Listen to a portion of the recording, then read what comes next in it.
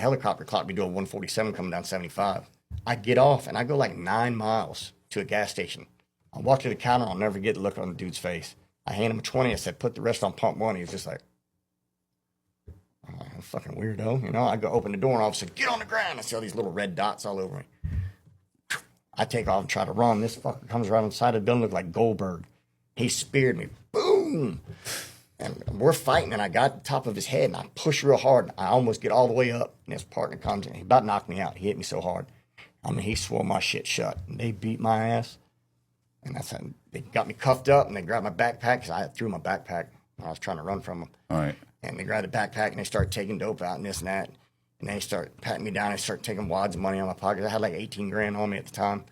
And when I get to jail, they report 4,500. Yeah. That's common. Go figure. That's huh? actually common. Yeah. We've heard that many times. I had like $20,000 worth of diamonds in my backpack because I was just fixing to get a charm made with E on it. My Rolex, I had a presidential. None of that showed up. It was all missing. If you can't lose a cop in 10 minutes on a motorcycle, you shouldn't be on one. Right. Absolutely not. Like I went down and saw Dave one time, and I'm coming back, and I was doing probably 90, maybe 100 miles an hour. And that's just cruising on a bike after you get used to a bike. And something told me, look in my rear view, and I look, and there's a cop. It was a state trooper in a Charger. He was only like 2 bike lengths behind me. And about the same time I look, he lights me up. So I did no clutch, no nothing. I just downshifted 2 gears and stretched it out. I got it fastest I've ever been, 191. And I looked down at the speedometer, and I was like, oh, shit. And I just went to look up in the mirror. You can't move your head. You know, my helmet's on the gas tank. And I didn't see him behind me anymore. So I downshift, I get off this exit, and I pull into McDonald's. Well, you know, all the trash cans have little walls around them. Yeah. Well, it was perfect because the guy had it open, emptying the trash. I was like, bro, I'll give you $300. You let me put my bike in here real quick. He's like, man, put it in here. So I pull it in there. I run inside, and I take my backpack off and all the dope. I took my pistol out, put it in the backpack, and it got drop ceilings like this. I lift it up, I put it in there, and I go out and buy a meal. And I call my buddy. I said, hey, man, I need you to bring your enclosed trailer. And he's like, bro, it's like 11 o'clock at night. And I said, man, I'm going to give you $2,000. He's like, where are you at? You know, so he brings his trailer down there, and we're coming back down 75, and, you know, they have them Amber Alert signs. It says, be on the lookout for a motorcycle with helmet has a red, yellow, orange mohawk on it. It had a helmet with an orange mohawk on it. That's the only thing they can remember me by. He's like, is that you? I was like, I know what you're talking about. He's like, you son of a bitch. I said, shit, you got $2,000, shut up. When people ask me what's real and what was fake in the movie, one thing he would do, they actually showed this thing in the movie. He would pretend to be a contracting officer, and he would call up his competitors and say, there's a glitch in our system. I need to enter the numbers by hand. Can you just give me that price that you bid on this contract? And he would get his competitors to give him the price that they bid over the phone, and so he could undercut them. The thing that really blew my mind is that he used his cell phone to make these calls, and he wouldn't like star 67 or whatever it was. Not using a socket server to say it's from the U.S. military or exactly. You can easily see what number called from, and it's like associated with him online. Yeah, he didn't cover his tracks at all. Yeah. So it always shocked me that he got away with it. When people ask me what's real and what was fake in the movie, was Diveroli as crazy as Jonah Hill? Was he as crazy in the movie? I'm like, dude, he was way more psycho than that. Yeah. Way more. I mean, he didn't do some of the stupid things. He didn't pull the gun, but he didn't pull the gun, but he done a lot of nasty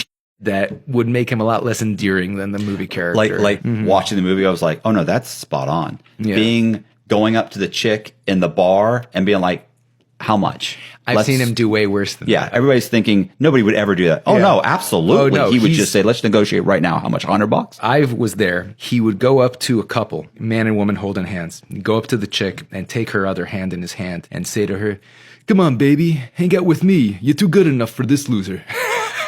And the guy's like, what the You're talking to my girlfriend, you know? And I had to like pull him out of so many fights. It got so annoying going out with him because he'd always get wasted. Yeah. Keeps people around him that will enable him and will get him out of those spots. Like if you weren't there to save him, probably much more tame. Yeah. When people ask me what's real and what was fake in the movie. Did you go to Albania? No, so I didn't go to Albania. Yeah, we sent Alex Podritsky to Albania. Right. We were sourcing things from all over Eastern Europe. The AK-47 rounds were coming out of Albania from a deal that Henry had set up for us. The air freight had gone up so much that we were underwater on that aspect of the contract. We were going to lose money on these shipments. They're packed in like heavy wooden crates, the ammo. And I told him, you know, if we remove the wooden crates, we can probably save a bunch of weight and we'll save a bunch of money on air freight. He was like, oh, that's a great idea. We have to find out how much those crates weigh, but we can't really trust the Albanians to give us numbers. We need a guy on the ground. And so I suggested, why don't we send Alex? He has some military experience. So we sent Alex to Albania. Like the day after he gets to Albania, he calls me up and he's like, bro, you know that all the ammo here is Chinese, right? What are you talking about? You're in Albania. And he's like, no, there's Chinese markings on all the crates. And I tell Ephraim, and Ephraim's like, holy, this is terrible, because our contract specifically said no Chinese ammunition could be delivered either directly or indirectly. That was the phrase in our contract. He said to me, you're a dead man. Okay. That's not a good conversation. That's not a good start. Not with somebody who was a professional sniper. Right. And I went, okay, what do you mean? He goes, your ex-wife, Cheryl, has offered me $1 million in the form of a loan to take you out at $100,000 a year. Each year, the loan will be forgiven, and then a new loan will be implemented for 10 years. Okay. And I'm like, why are you telling me? Why are you telling the FBI this? I did. Oh, okay. Okay. I was going to say. I did. And so I said, why are you telling me this? He said, because something's not right with her. And he said, he goes, she is going to try to kill you. And I'm not going to get pegged for it. Right. I said, do you understand that as soon as you walk out this door, I'm calling the Austin Police Department? He goes, that's why I'm here. Right. He goes, I know you will. And here's my number. And you can give them my number. He goes, I want them to interview me. I said, why?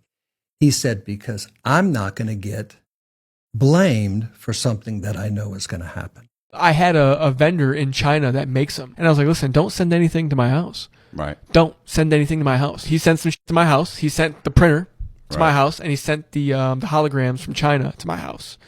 And the holograms got picked up in customs, called the Miami Financial Crimes Division, and turned the package over to them because it was going to an address in their district. I hear a knock at the door. I look out the peephole, and it's two guys standing there with DHL shirts on. And if you have anything mailed from China, you'll know that they use this certain yellow tape. So I knew what it was. I opened the door. They're like, Marco something.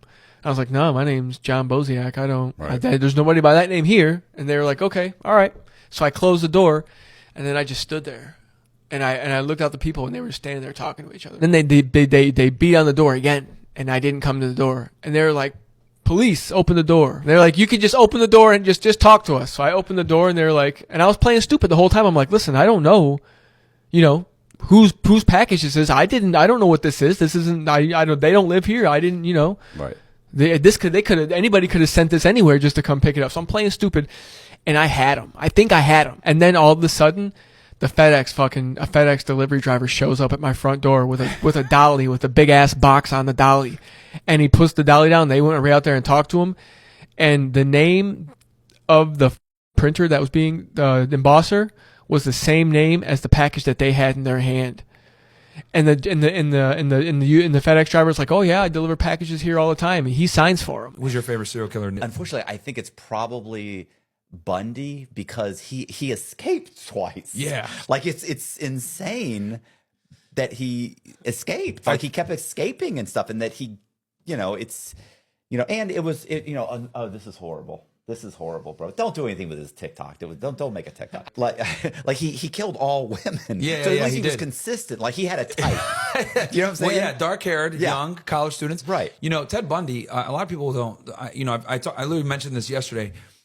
One of the most underrated developments that allowed serial killers to go crazy, especially because I think in the 1970s was the decade of serial killer. Yeah. Interstate highway systems. Okay. No one talks about that. How Eisenhower implemented it, got the project going.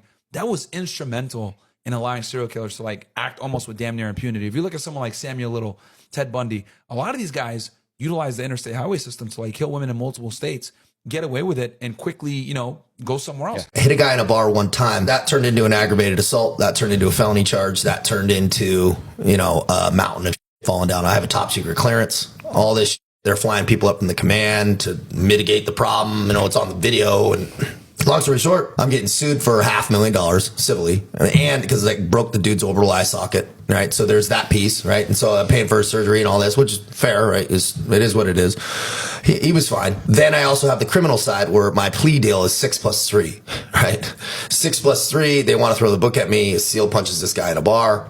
They don't want that. So that's what I'm facing. So I'm hemorrhaging cash. I have really good attorney and this and that. And so I'm fighting this case while still active duty, still training, still flying back, go to court cases. You know, it seems like, hey, figure that shit out and whatever. They end up allowing me to go on bail. I'm on bail.